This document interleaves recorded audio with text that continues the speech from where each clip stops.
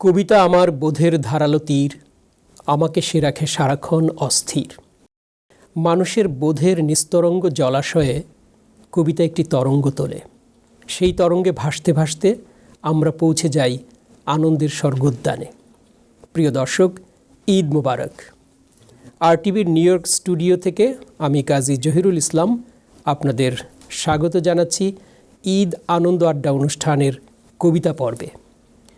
যে কথা বলছিলাম, আজকের এই অনুষ্ঠানটি আমরা সাজিয়েছি বাংলা ভাষার কিছু জনপ্রিয় কবিতা দিয়ে। কবিতা আবৃত্তি করবেন নিউ ইয়র্কে বসবাসরত বেশ কজন গুণী আবৃত্তি শিল্পী। আসুন তাদের সঙ্গে আপনাদের পরিচয় করিয়ে দিই। আমার বাঁ দিকে আছেন আহসান হাবিব, আছেন ঝিলু রেহানা, এবং আমার ডান দিকে আছেন সুমন শামসুদ্দিন এবং সঞ্জিদা হিয়া। আপনাদের সবাইকে আরটিভির স্টুডিওতে আমন্ত্রণ জানাচ্ছি। ঈদ মোবারক। প্রিয় দর্শক, আমরা একটা আবৃত্তি দিয়েই শুরু করি, তারপরে ঈদ নিয়ে আমরা আড্ডা দেব। আজ ঈদের দিন, কেমন ঈদ কাটালেন আমাদের অতিথিরা, সেই সব নিয়ে আমরা কথা বলবো। শুরু করি একটি কবিতা দিয়ে। হাবিব ভাই এবং ঝিলু, আপনাদের একটি ডুয়েট আবৃত্তি শুনি আমরা শুরুতেই। তোমার সঙ্গে বুড়ো হব। তোমার গায়ে হেলান দিয়ে লাল পাহাড়ের চূড়ো হব। নিয়ম করে রোজ দুবেলা ওষুধ খেতে ভুলে যাব।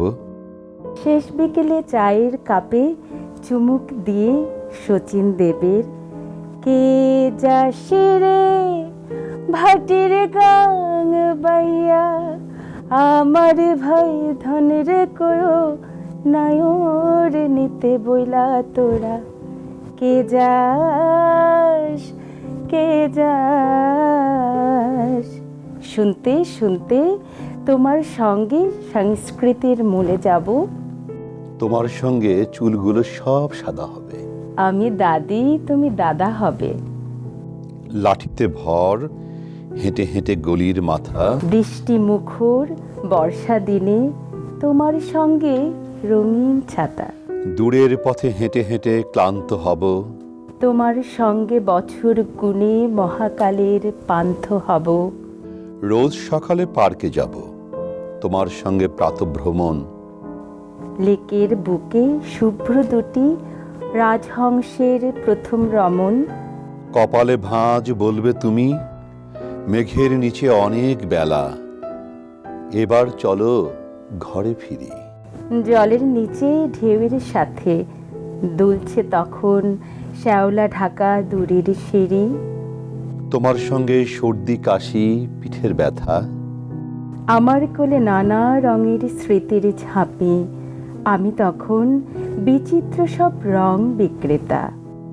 আচমকা এক মেঘলা দিনে আমরা দুজন বুড়ো বুড়ি বিস্তৃত প্রায় বাংলা ছবি দেখার লোভে মুভি হলে। যখন আমি ভিজে যাব গল্প রাতের বর্ষা জলে, হাঁ করে কি দেখবে তুমি আমার চোখে। ঢেউয়ের দাপট, কিন্তু জলের সাধ্য কি যে আমায় রোখে। চোখের অসুখ, ব্লাড প্রেশার আর ডায়াবেটিসে মাঝে মধ্যে খারাপ হাওয়া। তবুও কি বন্ধ থাকে লুকিয়ে রোজ দু চারখানা মিষ্টি খাওয়া। আর চিরতা খায় না বুঝি রোজ সকালে।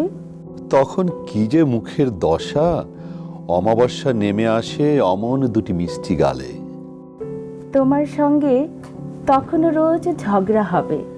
ঈদ, বড়দিন, দুর্গাপুজোর রাস উৎসবে। আচ্ছা, তোমার একঘেয়েমি হয় না বুঝি? একই মানুষ, একই হাসি। একদমই না। প্রত্যহ যে পুষ্প খুঁজি, বিচিত্র রং ভালোবাসি। তুমি তো সেই হাজার রঙের এক মোহনা, এক বাগানে হাজার ফুলের বিচিত্র বীজ বোনা। রোজ সকালে দু চোখ মেলে দেখি যাকে, আমার পাশে প্রস্ফুটিত ফুলের মতো শুয়ে থাকে। সে তো ভীষণ নতুন মানুষ, আমি কি আর চিনি তাকে? উস্কে দিয়ে সুখ দুঃখ যন্ত্রণাকে সমস্ত দিন আবিষ্কারের নেশায় থাকি।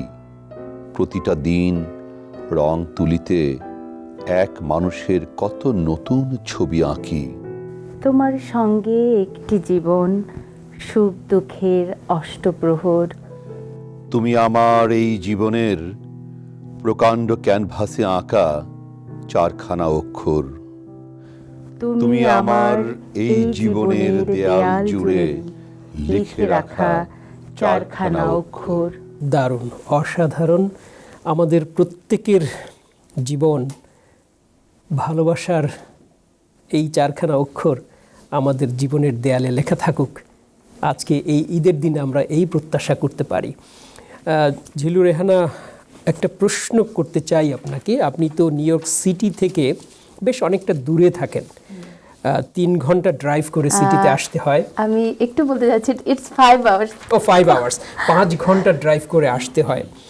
বাংলাদেশের বাইরে বাঙালিদের একটা বড় বসতি হচ্ছে নিউ ইয়র্ক। আমরা উৎসব পার্বণে যারা আমেরিকাতে বসবাস করেন তারা চেষ্টা করেন যে এই শহরে এসে আনন্দটা আমাদের অন্য বাঙালিদের সঙ্গে ভাগাভাগি করে নিতে, সুযোগ পেলেই আসতে চান। এবং আপনিও আজকে এসছেন, একটা উদ্দেশ্য আমরা জানি যে আরটিভির এই অনুষ্ঠান, কিন্তু নিশ্চয়ই ঈদে আত্মীয় স্বজন বন্ধু বান্ধবের সঙ্গে দেখা করবার একটা আকুলতাও ছিল। কেমন কাটছে আজকের ঈদ নিউ ইয়র্কে এসে? নিউ ইয়র্ক সিটি ছেড়ে চলে যাওয়ার পর এটা আমার প্রথম নিউ ইয়র্কে এসে আবার ঈদ উদযাপন করতে পারাটা। কতদিন পর? এটা 3 বছর। 3 বছর। আমি 3 বছর ধরে অপেক্ষায় ছিলাম যে আমি কখন আবার নিউ ইয়র্ক সিটিতে যাব, যে শহরটা আমার প্রাণের শহর। যদিও আমার দেশ ছেড়ে এখানে আমি অনেক দিন, কিন্তু এখানে আসলে আমি কখনো অনুভব করতে পারি না যে এটা আমি নিউ ইয়র্ক দেশের বাহিরে আছি। আসলে আমাদের নিউ ইয়র্ক সিটিটাই এরকম, এখানে আমরা বাঙালিরা একে অপরের সাথে এত সুন্দর করে থাকি। আমাদের প্রত্যেকটা উৎসব, প্রত্যেকটা পার্বণ আমি অপেক্ষা করে থাকি, আমি একটু সুযোগ খুঁজি আমি কি করে এখানে আসতে পারি। আমরা নিউ ইয়র্ক সিটিতে এলে কিছুটা হলেও দেশ থেকে যে দূরে আছি সেই বেদনাটা ভুলে থাকতে পারি। একেবারেই তাই। অনেক ধন্যবাদ আপনাকে। হাবিব ভাই, আপনার কাছে একটু পরে আসবো, তার আগে সুমন এবং সঞ্জিদা আপনাদের একটা আবৃত্তি শুনি। আপনারা একটা ডুয়েট করবেন। ডুয়েট করব। আচ্ছা, শুনি। সমান্তরাল কাঁধ। লিখেছেন কাজী কবি জহিরুল ইসলাম। বিকেল খুলে বসে আছি, ফাগুনে ঠুকবে যদি ঘরে। বিষণ্ণতার করুণ ঘুঘু তোমার কণ্ঠস্বরে। তুমি বুঝি মেঘ দেখো না, যখন তখন আকাশ ভেঙে নামে। আমি তো রোজ বৃষ্টি লিখি, পোস্ট করে দিই কাঁচা হলুদ খামে। রোদের খামে তোমার চিঠি, ভেতরে এক জল থই থই নদী। অন্ধকারে হাত বাড়িয়েও পড়তে গিয়ে কষ্ট হয় যদি। ছবি তুমি ধরবে, বলো বাড়াই যদি হাত। আমি তো হাত ছুঁয়েই আছি, কেন তুমি দিচ্ছ আমায় মিথ্যে অপবাদ। তবে আমি লিখে দিলাম আকাশ জুড়ে নতুন এ সংবাদ। ঘরে বাইরে হাঁটবো দুজন, পরস্পরের সমান্তরাল কাঁধ। ঘরে বাইরে হাঁটবো দুজন, পরস্পরের সমান্তরাল কাঁধ।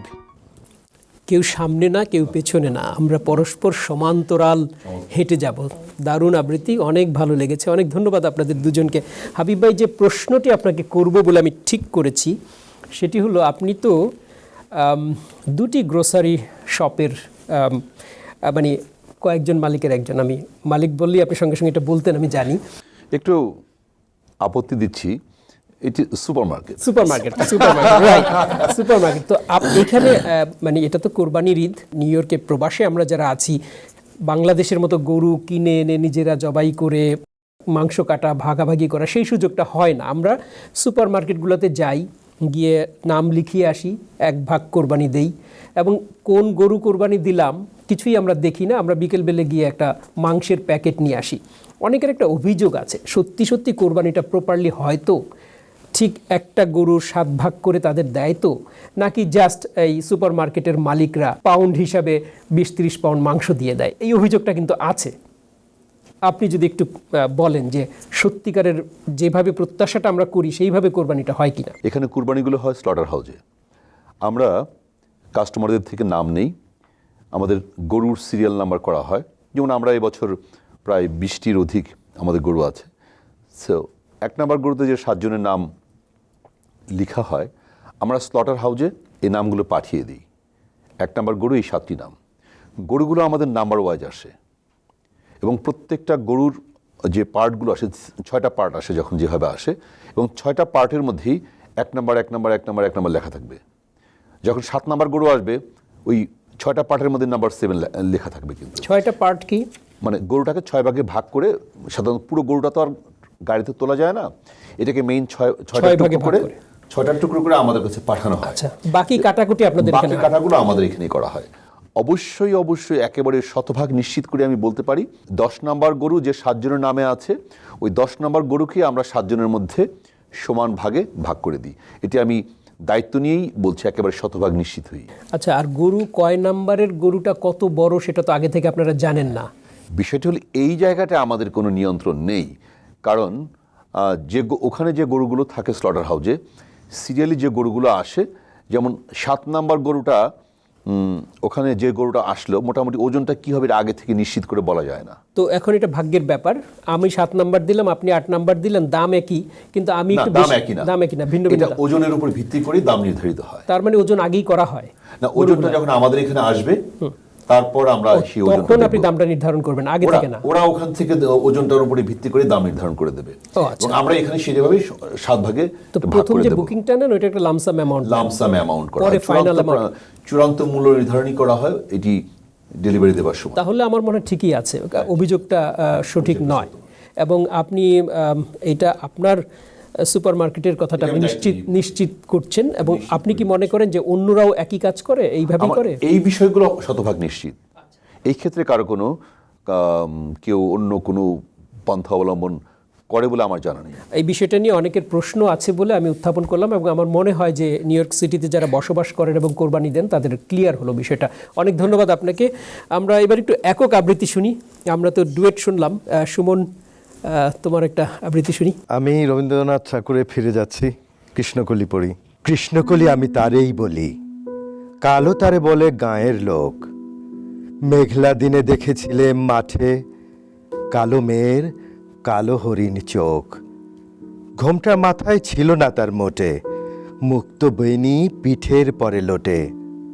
কালো তা সে যতই কালো হোক, দেখেছি তার কালো হরিণ চোখ। ঘন মেঘে আধার হলো দেখে, ডাকতে ছিল শ্যামল দুটি গাই। শ্যামা মেয়ে ব্যস্ত ব্যাকুল পদে, কুটির হতে ত্রস্ত এলো তাই।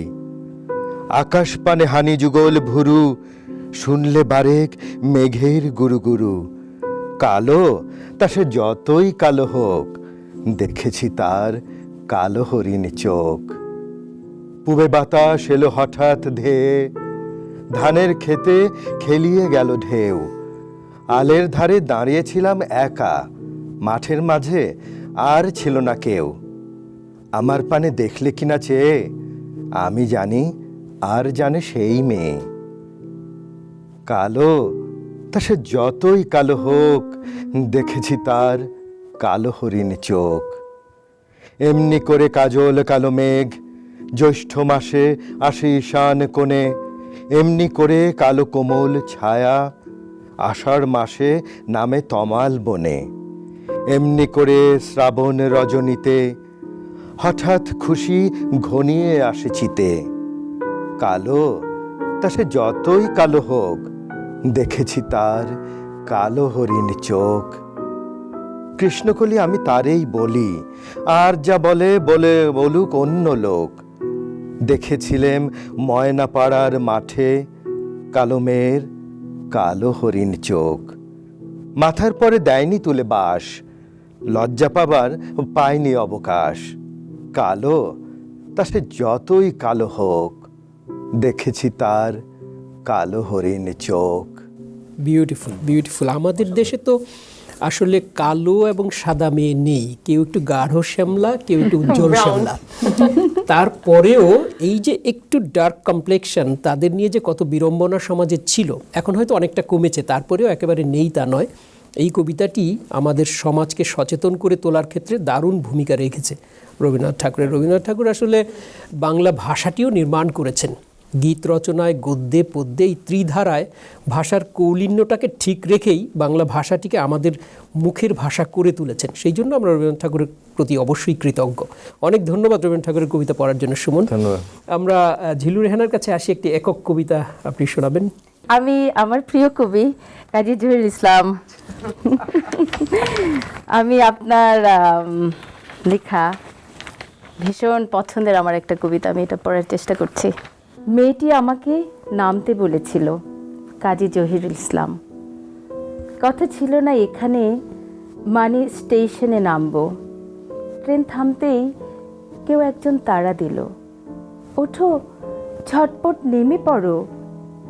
কিন্তু আমার গন্তব্য তো আরও দূর। এই রেলগাড়ির শেষ স্টেশন দারুচিনিপুর।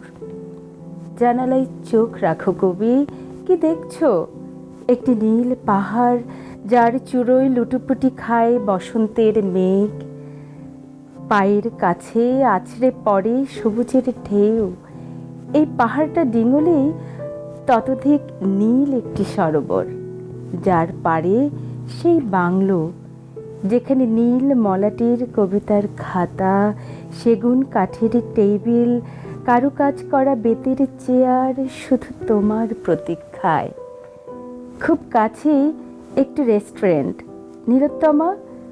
ওইখানে তো রোজ আড্ডা দিতে আসেন তোমার প্রিয় কবিরা, যাদের সঙ্গে বসে গরম চায়ের কাপে আড্ডা জমিয়ে তুলতে চাও তুমি। ঝটপট নেমে পড়ো, এটাই তোমার স্টেশন।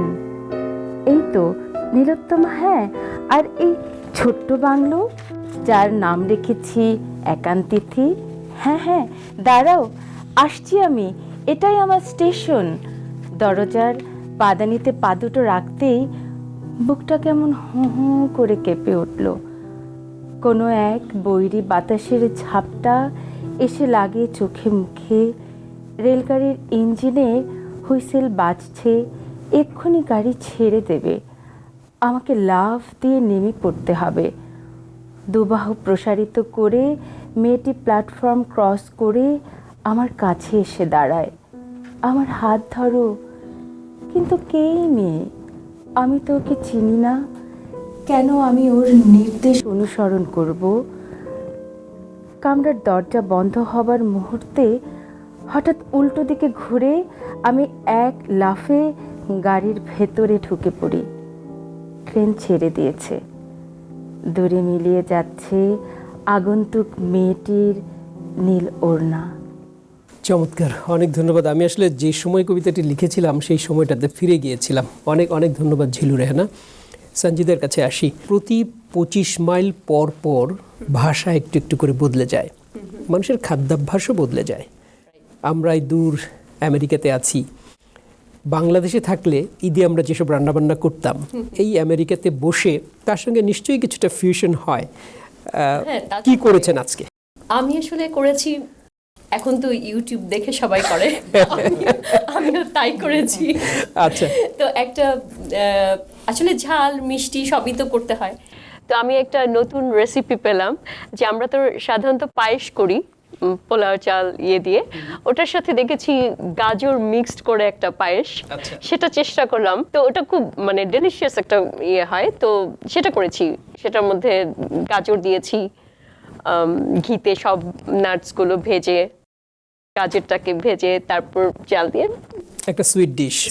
একটু একটু মানে একটু ফিউশন করে আমি নিজের মতো করে ইম্প্রোভাইজ করা। আমাদের এই শোয়ের পরে আপনার বাসায় সেই গাজরের মিষ্টান্ন খেতে পারবো তো? Of course, why not. দাওয়াত হয়ে গেল। দাওয়াত হয়ে গেল। আচ্ছা, ভেরি গুড, এক্সেলেন্ট। আমরা হাবিব ভাই আপনার কাছে আসি এবার। আপনার একটা একক পারফরমেন্স আমরা একটু শুনতে চাই।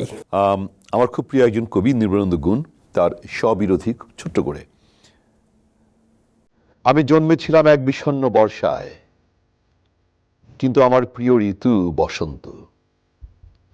আমি জন্মেছিলাম এক আষাঢ় সকালে, কিন্তু ভালোবাসি চৈত্রের বিকেল। আমি জন্মেছিলাম দিনের শুরুতে, কিন্তু ভালোবাসি নিঃশব্দ নির্জন নিশি। আমি জন্মেছিলাম ছায়া সুনিবিড় গ্রামে, ভালোবাসে বৃক্ষহীন রৌদ্রদগ্ধ ঢাকা। জন্মের সময় আমি খুব কেঁদেছিলাম, এখন আমার সবকিছুতেই হাসি পায়। আমি জন্মের প্রয়োজনে ছোট হয়েছিলাম, এখন মৃত্যুর প্রয়োজনে বড় হচ্ছি। অসাধারণ। মানে শেষ লাইনটা দারুণ একটা দর্শন। আর পুরো কবিতাটাতেই যে বক্তব্যটি, আমরা যা ভালোবাসি সবসময় সেই জায়গাটিতে থাকতে পারি না, আমরা যা পেতে চাই সবসময় সেটা পাই না। এই যে একটা অতৃপ্তি, আমার মনে হয় কবিদের এই অতৃপ্তিটা থাকাই ভালো, তাহলে পাওয়ার ব্যাকুলতাটা তীব্র হয় এবং সেখান থেকে সৃজনশীল কাজ হয়, সৃষ্টি হয়। হ্যাঁ, আপনাকে অনেক ধন্যবাদ হাবিব ভাই। সঞ্জিদার কাছে আসি, একটি একক পারফরমেন্স শুনি। আমার সেই গল্পটা এখনো শেষ হয়নি। শোনো, পাহাড়টা আগেই বলেছি ভালোবেসেছিল মেঘকে, আর মেঘ কিভাবে শুকনো খটখটে পাহাড়টাকে বানিয়ে তুলেছিল ২৬ বছরের ছোকরা, সে তো আগেই শুনেছ। সেদিন ছিল পাহাড়টার জন্মদিন।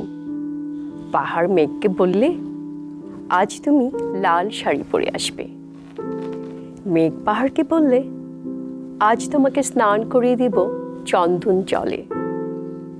ভালোবাসলে নারীরা হয়ে যায় নরম নদী, পুরুষেরা চলন্ত কাঠ। সেইভাবেই মেঘ ছিল পাহাড়ের আলিঙ্গনের আগুনে, পাহাড় ছিল মেঘের ঢেউ জলে। হঠাৎ আকাশ জুড়ে বেজে উঠল ঝড়ের জগঝম্প। ঝাঁকড়া চুল উড়িয়ে ছিনতাইয়ের ভঙ্গিতে ছুটে এলো এক ঝাঁক হাওয়া। মেঘের আঁচলে টান মেরে বললে, ওঠ ছুরি, তোর বিয়ে। এখনো শেষ হয়নি গল্পটা। বজ্রের সঙ্গে মেঘের বিয়েটা হয়ে গেল ঠিকই, কিন্তু পাহাড়কে সে কোনো দিন ভুলতে পারল না। বিশ্বাস না হয় তো চিরে দেখতে পারো পাহাড়টার হাড় পাঁজর, ভিতরে থই থই করছে শত ঝর্ণার জল। ভালোবাসলে মেয়েরা হয়ে যায় নরম নদী, হয় নাকি? কি মনে হয়? আসলে তাই। আসলে তাই। ঝিলু কি বলেন? আমার এখানে একটু দ্বিমত থাকবে। আচ্ছা, আমি আপনার সাথে মতের একটু পার্থক্য করে নিই। তখন অধিকারটা এত বেশি তৈরি হয়ে যায়, কখনো কখনো রুদ্র মূর্তিও আমরা ধারণ করি ভালোবেসে। আমার মনে হয় এই বিষয়ে হাবিব ভাই খুব ভালো বলতে পারবেন যে আমি আপনি কি কিছু বলতে সেই চাচ্ছি রকম না। কোনো নরম নদীর সন্ধান পেয়েছেন, ভালোবেসে নদী হয়ে গেছে, নাকি রণমূর্তি ধারণ করেছে? খুব জটিল একটা প্রশ্ন, আমি উত্তরটা এই মুহূর্তে আসলে দিতেই চাচ্ছি না। বাড়ি যেতে হবে তো, সেটা বাড়ি যেতে হবে। আচ্ছা, সুমনের অভিজ্ঞতাটা কেমন? আমার আপনার সাথে একমত, তবে দুইটা ফেজ আছে আমার মনে হয়। যখন Right. প্রেমের আগে একরকম রুদ্রমূর্তিটা প্রকাশ পায় না, কিন্তু বিয়ের পরে প্রকাশ পায়। আমি সেটাই বলছি। আমি একটু বলি তাহলে। আজকে এই কিছুক্ষণ আসবার আগে ফেসবুকে দেখলাম আমার এক বন্ধু একটা ছবি দিয়ে পোস্ট করেছে। বিয়ের প্রথম বছর স্ত্রী স্বামীকে যেভাবে তার সুন্দর চমৎকার হাসি দিয়ে তার সঙ্গে কথা বলছে বা একটা ছবি পোস্ট করেছে। 5 বছর পর কার্টুন বানিয়েছে, হাজব্যান্ডের পা দুটো এরকম ধরে উপর করে হাতে চালাচ্ছে। 5 বছর পরের ছবি।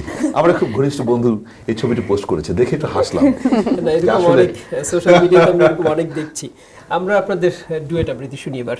এই মুহূর্তে আমরা করছি অনেক দিন পর দেখা হঠাৎ। এটা লেখা সাবরিনা সিরাজি তিতির। কবছর পর দেখা হলো আমাদের। অনেক বছর, ঠিক মনে নেই। আচ্ছা, কবছর হবে বলুন তো? 15 বছর 2 মাস 17 দিন। এ মা, দিন ক্ষণ এভাবে মুখস্থ রেখেছেন? না রেখে উপায় কি বলো?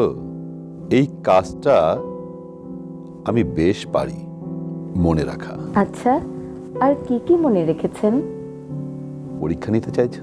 না না, ছি, এমনি বললাম। জানি আপনার স্মরণ শক্তি বরাবর ভালো ছিল, কি ভালো স্টুডেন্ট ছিলেন, বাবা এখনো বলে। কি বলে মাস্টারমশাই? আমার কথা মনে আছে তার? তোমার বেনির ফিতে খুলে দিয়েছিলাম বলে তোমার সে কি বিশ্রী কান্না। অমনি তোমার বাবা কোথা থেকে লাঠি হাতে তেড়ে এলেন, সেই যে পালালাম। বিশ্রী কান্না আবার কি? আপনি বড্ড জ্বালাতেন আমায়। ঠিক করেছিল বাবা, খুব ভালো হতো ওই দিন কগা পিঠে পড়লে। হাসছো? হাসবো না বলছেন? হাসো, না করব না। আমার অপমানের কথায় তাও তো এই মুখের হাসি দেখতে পেলাম। দেখি, একটু এদিক ফিরে হাসো তো। কেন? টোলটা কি আগের মতোই আছে? বরের নিশ্চয়ই ওইখানে মন পড়ে থাকে। না, তারও তো সময় কোথায়। যার সময় ছিল সে তো পালালো। তুমি কি চেয়েছিলে কেউ থাকুক? যাই কাজলদা, চলুন, স্কুল ছুটি হবে একটু বাদেই। পালাচ্ছ? আমি পালালেই দোষ? নিজে যে খুব ছেলের দোহাই দিচ্ছ, একটু বসি কোথাও, 15 মিনিট, না হয় 10 মিনিট। কি হবে বসে? হ্যাঁ, কি হবে বা হয়নি ভেবে সময়টাকে থামিয়ে দিও না দরজার বাইরে। কাজলদা, কোনো কোনো সময় আমার মনে হয় আমি সেই ছোট্ট শ্রাবণী হয়ে গেছি। মায়ের জন্য পুজোর ফুল কুড়াতে তোমাদের বাগানে চুপ চুপ করে সাত সকালে যাই। হ্যাঁ, তুমি যতই চুপি চুপি যেতে আমি ঠিক বুঝে যেতাম। হ্যাঁ, কেমন করে বুঝতে কাজলদা? জানি না, তোমার ফুলগুলো ছুঁয়ে দিতেই তুমি আঁতকে উঠে ওগুলো ফেলে দিয়ে নতুন ফুল কুড়িয়ে নিতে। মুসলমানের ছোঁয়া ফুলে নাকি পুজো হয় না।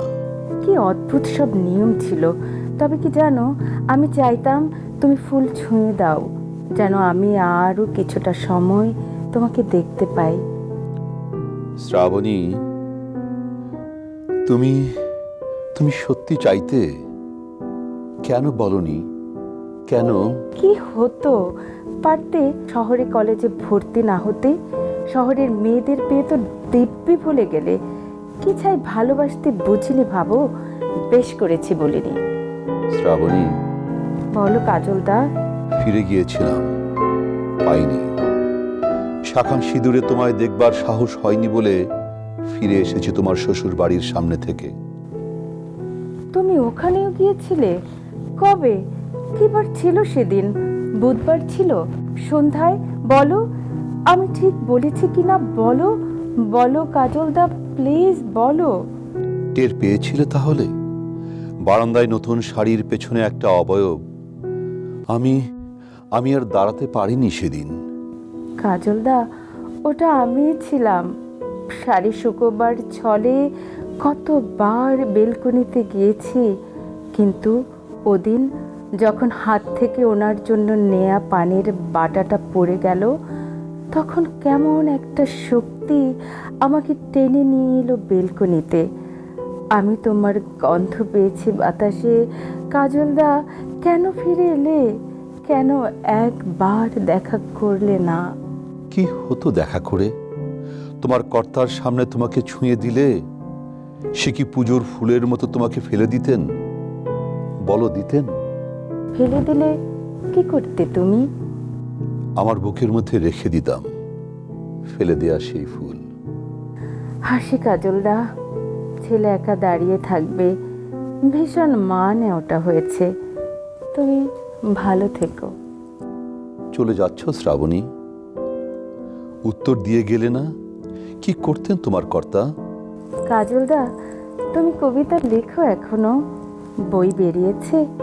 একখানা দিও তো আমার বরের জন্য। চোরের দুপুরে পড়ে শোনাবো তাকে। সে বড় কবিতা ভালোবাসে। আসি শ্রাবণী, তোমার ছেলেকে আদর দিও। তোমার কর্তার জন্য বই পাঠাবো। ভালো থেকো। আমি ভালো আছি। অছুয়া পুজোর ফুল ভালোই থাকে কাজলদা। আসি।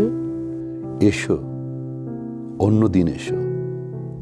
আপনাদের এই আবৃত্তি শুনতে শুনতে আমার মনে হচ্ছিল আমরা একসময় রেডিওতে নাটক শুনতাম, শ্রুতি নাটক, এবং সেই নাটক শুনতে শুনতে আমরা কিন্তু পুরো দৃশ্যগুলো দেখতাম চোখের সামনে, একদম সেই রকম লাগছিল। আপনারা হয়তো জানেন যে একজন মার্কিন গবেষক ডক্টর আলবার্ট মেহরাবিয়ান, তিনি যোগাযোগের একটা তত্ত্ব উপস্থাপন করেছেন। সেটি হচ্ছে যে আমরা যে যোগাযোগ করি তার 38% হচ্ছে কণ্ঠের অভিব্যক্তি। আমার কাছে আপনাদের এই পারফরমেন্স শুনে মনে হলো তিনি ঠিকই বলেছেন। অনেক ধন্যবাদ আপনাদের। আমরা এই জুটির কাছে আসি। আমরা আরও একটি ডুয়েট আবৃত্তি শুনি আপনাদের। জল হাওয়ার লেখা। জয় গোস্বামী।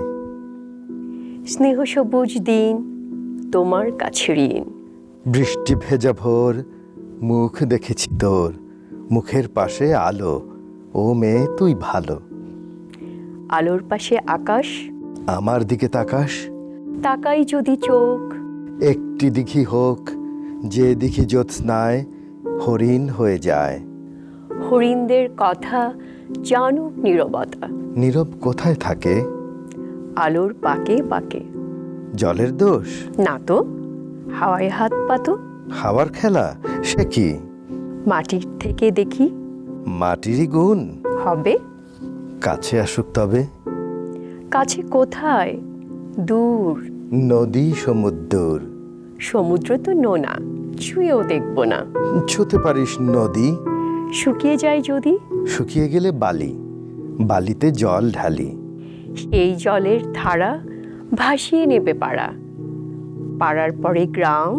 বেড়াতে গেছিলাম, গ্রামের কাছে কাছে নদী শুইয়ে আছে, নদীর নিচে সোনা, ঝিকোয় বালুকণা। সোনা খুঁজতে এসে ডুবে মরবি শেষে। বেশ ডুবিয়ে দিক, ভেসে উঠব ঠিক। ভেসে কোথায় যাব, নতুন ডানা পাবো, নামটি দেব তার সোনার ধান। আর বলবো, শোন, এই কষ্ট দিতে নেই। আছে নতুন হাওয়া, তোমার কাছে যাওয়া আরো সহজ হবে। কত সহজ হবে? ভালোবাসবে তবে, বলো কবে ভালোবাসবে? বেশ ধন্যবাদ। সুইট একটা কবিতা, 5 মাত্রার মাত্রাবৃত্ত ছন্দ বা সেই সঙ্গে স্বরবৃত্তেরও একটা দোলা আছে, মানে স্বরমাত্রিক ছন্দ বলা যায় এই কবিতাটিকে। অসাধারণ, খুবই ভালো লেগেছে। তবে এটা সবচেয়ে কষ্ট হয়েছে যেটা, যে ছেলে মেয়ে ইয়ে করা, ভাগ আলাদা করাটা, ভাগ ডায়ালগ করাটা। করাটা। হ্যাঁ, হ্যাঁ। না, এটা কিন্তু নট নেসেসারি যে একটা কবিতার মধ্যে নারী পুরুষের আলাদা সংলাপ থাকতে হবে। যে কোনো কবিতাকে ভাগ করে দুজন পড়লেও সুন্দর হয়, সেটা হতে পারে, এবং সেটা পারফেক্টলি ভাগ করাটা হয়েছে আমার কাছে মনে হয়েছে। ধন্যবাদ। অনেক ধন্যবাদ দুজনকে। সুমন, ঈদের গল্প করে একটু না? হ্যাঁ, তো definitely. কেমন কাটছে আর কি, এখনো তো চলছে এই কেমন? তো ব্যস্ততা খুব ছিল? খুবই ব্যস্ততা ছিল ডেফিনেটলি। তবে একটা জিনিস খুব মিস করি, যেটা কোরবানি ঈদে বিশেষ করে, যে দেশে যেইটা কোরবানি গরু কাটাকাটি, এবং আমার খুব পছন্দের একটা ব্যাপার হচ্ছে গরু কাটতে বসে যেতাম, তো ওই কাটাকাটিটা মিস করি খুব। আসলে বিষয়টা ধর্মীয় অনুষঙ্গ হলেও এটা আমাদের সংস্কৃতি হয়ে হ্যাঁ, গেছে এখন। সংস্কৃতি হয়ে গেছে, তো ওই জিনিসটা খুব মিস করি। আরেকটা জিনিস বোধহয় আমরা উল্লেখ করতে পারি, সেটি হচ্ছে যে দেশে যেমন 2 ঈদেই বেশ লম্বা একটা ছুটি থাকে আমাদের, মানে প্রাইভেট প্রতিষ্ঠান, সরকারি প্রতিষ্ঠান, সর্বত্রই একটা ছুটি থাকে, আমরা ঈদটা উপভোগ করতে পারি। এখানে তো ঈদের ছুটিটা পাওয়া যায় না, না, সেটা বোধহয় একটা বড়, সেটা একটা বড় ব্যাপার। ছুটি নিয়ে আগেই জানিয়ে রাখতে হয়। মানে নিজের এখন কিন্তু নিউ ইয়র্ক সিটিতে স্কুল স্কুলে বাচ্চাদের স্কুল শুধু স্কুলে স্কুলে শুধু সেটা। এটা একটি ভালো দিক। হ্যাঁ, এটা অফিস আদালত এটা আমাদের খোলা। বড় অর্জন। আচ্ছা, অনেক অনেক ধন্যবাদ। আমরা কি এই দিকে আসি, আপনারা কি? এটা আমাদের শেষ পরিবেশনা হবে ডুয়েট। আচ্ছা, ডুয়েট শেষ পরিবেশনা শুনি তাহলে সেটি। পূর্ণেন্দু পৈত্রীর কথোপকথন। তুমি আমার সর্বনাশ করেছো শুভঙ্কর, কিচ্ছু ভালো লাগে না আমার, কিচ্ছু না। জ্বলন্ত উনুনে ভিজে কয়লার ধোঁয়া আর শ্বাসকষ্ট ঘিরে ফেলেছে আমার 10 দিগন্ত। এখন বৃষ্টি নামলেই কানে আসে নদীর পার ভাঙার অকল্যাণ শব্দ। এখন জ্যোৎস্না ফুটলেই দেখতে পাই অন্ধকার শ্মশান যাত্রীর মতো ছুটে চলেছে মৃতদেহের খোঁজে। কিচ্ছু ভালো লাগে না আমার, কিচ্ছু না। আগে আয়নার সামনে ঘন্টার পর ঘন্টা সাজগোজ, পাউডারে, সাবানে, সেন্টে, সুরমায় নিজেকে যেন কেচে ফর্সা করে তোলার মতো সুখ। এখন প্রতিবিম্বের দিকে তাকালে সমস্ত মুখ ভরে যায় গোলমরিচের মতো ব্রণে, বিষাদে, বিপন্নতায়। এখন সমস্ত স্বপ্নই যেন বিকট মুখোশের হাসাহাসি, দুঃস্বপ্নকে পার হওয়ার সমস্ত সাঁকো ভেঙে চুরমার। কিচ্ছু ভালো লাগে না আমার, কিচ্ছু না। তুমিও কি আমার সর্বনাশ করনি নন্দিনী? আগে গোলমরিচের মতো এতটুকু ছিলাম আমি। আমার এক ফোঁটা খাঁচাকে তুমি করে দিয়েছ লম্বা দালান, আগাছার জমিতে বুনে দিয়েছ জ্বলন্ত উদ্ভিদের দিকচিহ্নহীন বিছানা। এখন ঘরে টাঙানোর জন্যে একটা গোটা আকাশ না পেলে আমার ভালো লাগে না। এখন হাঁটা চলার সময় মাথায় রাজছত্র না ধরলে আমার ভালো লাগে না। পৃথিবীর মাপের চেয়ে অনেক বড় করে দিয়েছ আমার লাল বেলুন। গোলমরিচের মতো এই এক রত্তি পৃথিবীকে আর ভালো লাগে না আমার। এই কবিতায় যে জিনিসটি বুঝতে পারলাম সেটি হচ্ছে যে একজন নারী একটা গোলমরিচকে এক মহিরুহ বৃক্ষ বানিয়ে দিতে পারে। এটা কি ব্যক্তিগত জীবনে এর প্রমাণ পেয়েছেন হাবিব ভাই? খুব জটিল প্রশ্ন। নারীদের ক্ষমতা আসলে ঈশ্বরের মতো, অনেক বেশি। ঈশ্বরের মতো বলবো না, চাইলে অনেক কিছু পরিবর্তন করতে পারে। পৃথিবীতে অনেক বড় বড় ঘটনা নারীদের কারণে ঘটেছে। অনেক যুদ্ধ বিগ্রহর পেছনেও নারীদের হাত ছিল। নারীরা শান্তির অমীয় ধারা তাদের জন্য বয়ে যেতে পারে। আবার খুনোখুনি, রক্তারক্তি, যুদ্ধ বিগ্রহ নারীদের জন্য ঘটেছে। আমরা স্কুল, কলেজ, ইউনিভার্সিটিতে দেখি নারীকে কেন্দ্র করে দুপক্ষের মধ্যে বিশাল মারামারি। কিন্তু আবার এখানে আবার একটা কথা আছে, কিন্তু নারীদের কারণে আবার পুরুষের সফলতাও কিন্তু আসে। অবশ্যই, Success। সেটাও তো সেটা আমি এত আগেই বলেছি। হ্যাঁ। আমার বোনের জন্য আমি মারামারি করেছি একসময়, সত্যি। আমি তো বলবো আমরা যদি ধর্মীয় দৃষ্টিকোণ থেকে দেখি, নারীদের জন্যই তো আমাদের এত কিছু। নিশ্চয়ই গতকাল আমাকে একজন বলছিলেন যে বিবাহিত পুরুষরা সবাই বেহেশতে যাবে। এবারে কেন? বলে আল্লাহ বলবে তুমি দুনিয়াতে এত নরক ভোগ করেছো, তোমাকে আর নরকে দেব না। সক্রেটিস বলেছে তারপরেও তোমরা বিয়ে করো, যদি ভালো স্ত্রী পাও তাহলে সুখী হবে, আর যদি খারাপ স্ত্রী পাও তাহলে দার্শনিক হবে। দারুণ। সক্রেটিস তো তার স্ত্রীর দ্বারা কম নির্যাতিত হন, সেই জন্যই দার্শনিক হয়েছে। মাথার উপর ময়লা পানি ঢেলে দিয়েছে। এখানেও নারীরই অবদান। এখানে নারীর অবদান, মানে যে কোনো ভাবেই হোক নারী আসলে অবদানই রাখে, শুধু না। আমরা হয়তো এই কনক্লুশনে আজকে পৌঁছতে পারছি। আমরা অনুষ্ঠানের শেষের দিকে চলে আসছি, এইদিকে আসি। সুমন শামসুদ্দিনের একক কবিতা শুনি। মহাদেব সাহা, 1 কোটি বছর তোমাকে দেখি না।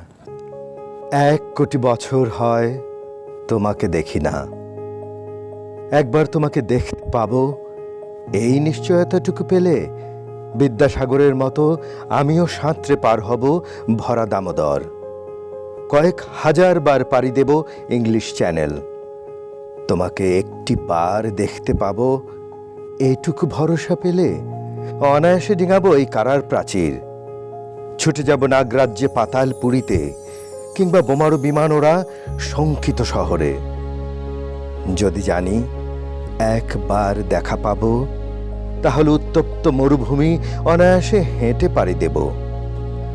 কাঁটা তার ডিঙাবো সহজে, লোক লজ্জা ঝেড়ে মুছে ফেলে যাব যে কোনো সভায় কিংবা পার্কে ও মেলায়। একবার দেখা পাবো, শুধু এই আশ্বাসটুকু পেলে এক পৃথিবীর এটুকু দূরত্ব আমি অবলীলাক্রমে পাড়ি দেব। তোমাকে দেখেছি কবে, সেই কবে, কোন বৃহস্পতিবার, আর 1 কোটি বছর হয় তোমাকে দেখি না। এখানেও কিন্তু সেই একই কথা না, সেই নারী পাশে থাকলে আমরা বহু কিছু করে ফেলতে পারি। সেই জন্যই পাশাপাশি হাঁটবো দুজন সমান্তরাল কাঁধ, আমাদের পাশাপাশি হাঁটতে হবে। সঞ্জিদা, আপনার কি আরেকটা আছে? শুনবো আরেকটা কবিতা আপনার। আমি ছোট একটা আবুল হাসানের কবিতা আছে, নিঃসঙ্গতা। আবুল হাসান: অতটুকু চাইনি বালিকা, অত শোভা, অত স্বাধীনতা, চেয়েছিল আরো কিছু কম। আয়নার দাঁড়ে দেহ মেলে দিয়ে বসে থাকা সবটা দুপুর চেয়েছিল মা বকুক, বাবা তার বেদনা দেখুক।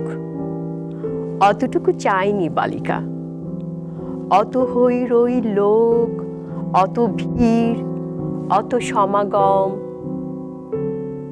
চেয়েছিল আরো কিছু কম।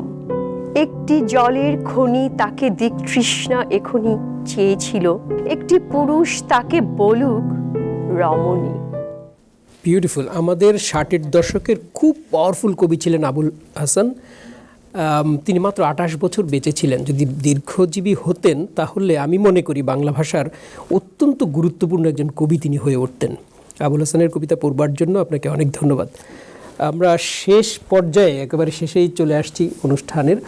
শেষ করবার আগে ঈদ আমরা কেমন কাটালাম এবং আরটিভির এই অনুষ্ঠান ঈদ আনন্দ আড্ডা কবিতা পর্ব অতিথি হিসেবে আপনাদের কেমন লাগলো একটু একটু করে শুনবো। হাসান হাবিব ভাই। খুব ভালো লাগলো যে আরটিভি এরকম একটি আয়োজনে আমাদেরকে আমন্ত্রণ জানিয়েছে। আমরা আরটিভি এবং এর সঙ্গে সংশ্লিষ্ট সকলকেই ধন্যবাদ জানাবো। সবাইকে আবার ঈদের শুভেচ্ছা। অনেক ধন্যবাদ আপনাকে। ঝিলু রেহানা। কবিতা হচ্ছে আমার প্রাণ, আমার বেঁচে থাকা। আজকের এই আনন্দের দিনে আমি প্রাণের মাঝে প্রাণের ছোঁয়া পেয়েছি। আরটিভিকে অসংখ্য ধন্যবাদ আজকের এই অনুষ্ঠানে আয়োজন করার জন্য, আমাদের ডাকার জন্য। খুব সুন্দর করে বলবেন। সুমন শামসুদ্দিন। কবিতা তো আসলে আমার প্রাণের খোরাক। তো এই ঈদের এই অনুষ্ঠানে আরটিভিকে প্রথমে ধন্যবাদ জানাই, এবং এই ঈদের আনন্দে যে কবিতার একটা অনুষ্ঠান অসম্ভব ভালো লাগলো। সবাইকে ঈদের শুভেচ্ছা। সঞ্জিদা হিয়া। আরটিভিকে অনেক ধন্যবাদ। এমন একটা ঈদের এমন একটা আমেজ যে আমরা যে আবৃত্তি করেছি, এরকম একটা পরিবেশ পেয়েছি। আসলে সত্যি মানে ঈদের আমেজে কবিতা ভাবতেই ভীষণ ভালো লাগে। অনেক অনেক ধন্যবাদ আপনাদের। প্রিয় দর্শক, আমরা এই ঈদ আনন্দ আড্ডায় কবিতার মধ্য দিয়ে একটি নান্দনিক আনন্দ আপনাদের উপহার দেবার চেষ্টা করেছি। আশা করি অনুষ্ঠানটি আপনাদের ভালো লেগেছে। যারা এতক্ষণ ধরে আমাদের এই ঈদ আনন্দ আড্ডা কবিতা পর্ব উপভোগ করলেন, আপনাদের সকলের জন্য অনেক অনেক ভালোবাসা জানিয়ে আজকের মতো আমরা শেষ করছি। ঈদ মোবারক। ঈদ মোবারক। মোবারক।